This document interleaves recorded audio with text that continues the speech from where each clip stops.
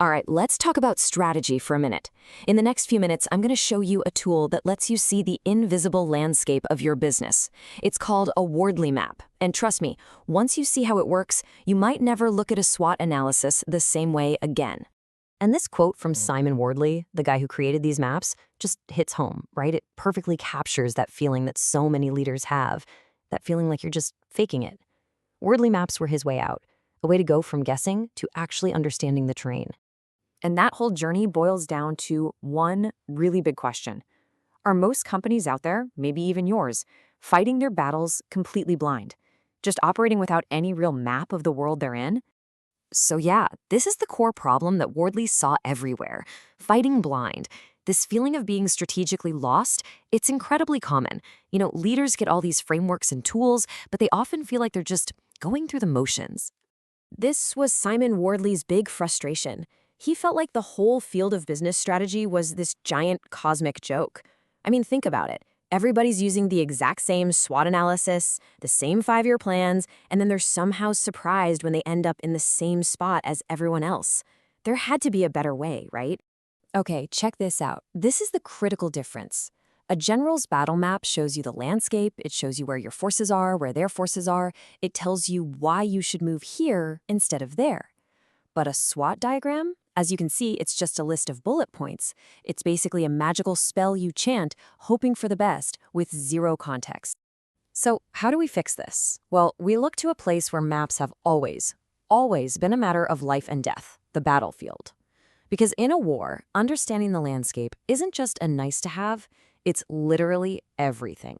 Let's take the Battle of Thermopylae. We all remember it as this amazing story about super brave soldiers. But really, it's a story about brilliant strategy, a strategy that was built entirely on understanding the map. The Greeks were just ridiculously outnumbered. I mean, the odds were insane. But their general, Themistocles, had what we'd now call situational awareness. He looked at the landscape, at this tiny, narrow pass called the Hot Gates, and he realized he could use it to make the Persians' giant army totally irrelevant. The terrain itself became his greatest weapon. And that's the lesson. The map matters more than the muscle. So how in the world do we take this ancient wisdom and apply it to business? How do we build our own map of this competitive landscape? Well, it actually breaks down into 3 pretty simple steps. First, you anchor everything to what your user needs. Second, you map out all the stuff you need to make that happen. That's your value chain. And third, and this is the key, you apply the idea of evolution to see how everything changes over time. Okay, step 1 is the anchor. This is non-negotiable. Everything on your map, every single decision, has to be anchored to a real user need. Not your need for profit, but your customer's need for something. This customer-first view is the absolute foundation. Now, let's build a really simple value chain. Let's say the user need is a cup of tea. What does that depend on? Well, it depends on hot water. And hot water depends on a kettle. And the kettle, it depends on power.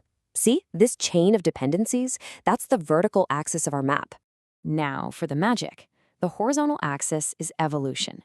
This is what makes a Wordly map so unbelievably powerful. Every single component, from the power in your wall to the cup of tea itself, is constantly evolving.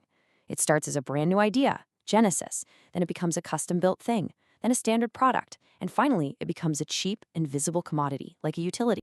So, when you take all those components from your value chain and place them along this evolution axis, you're not looking at a static, boring list anymore.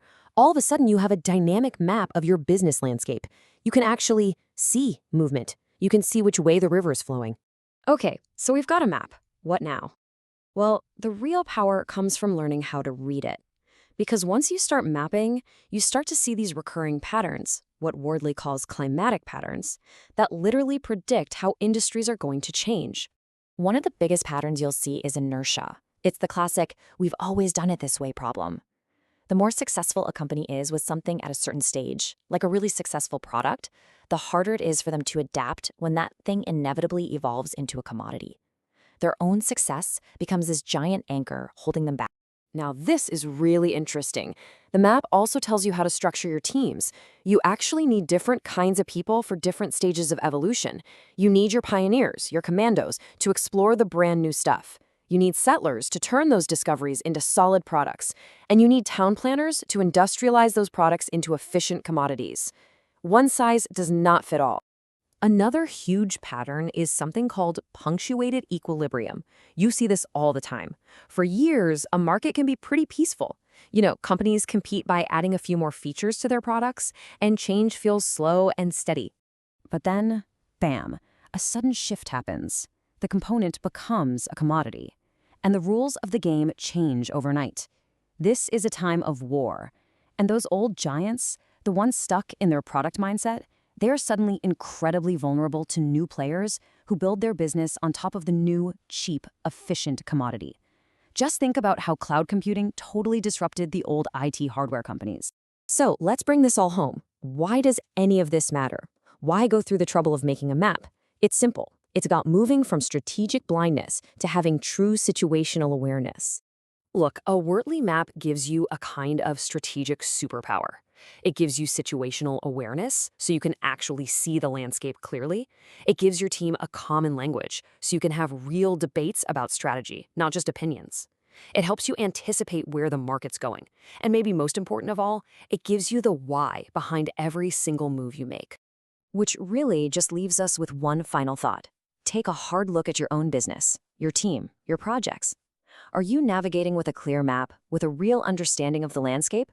Or are you, like so many others, just sailing straight into the fog and hoping you end up somewhere good?